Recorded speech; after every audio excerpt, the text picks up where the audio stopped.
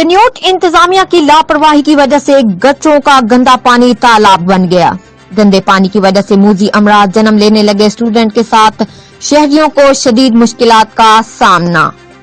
Sewerage system नाकारा होने की वजह से मोहल्ला शाह बुरहान में गटरों का पानी रोड पर तालाब की शक्ल इख्तियार कर गया, जबकि इसी रोड पर 2 स्कूल्स हैं जहां पर हजारों बच्चे स्कूल आते जाते हैं, जिनको शदीद मुश्किलात का सामना करना पड़ता है। दूसरी जानिब गंदे पानी से बदबू और मूजी अमराज जन्म ले रहे हैं, जिसकी वजह से तालबात और शहरी मुख्तलिफ बीमारियों में मुब्तला हो रहे हैं, जिनमें बुखार, मलेरिया, मेदे के अमराज, जल्दी अमराज, सांस की बीमारियां पैदा हो रही हैं, जबकि शहरियों, खवातीन, बुजुर्गों को गुजरने से शदीद मुश्किलात का सामना करना पड़ता है। अहले इलाका और तालिब इल्मों ने अरबाब इख्तियार और इंतजामिया से फौरी नोटिस का मुतालबा किया है।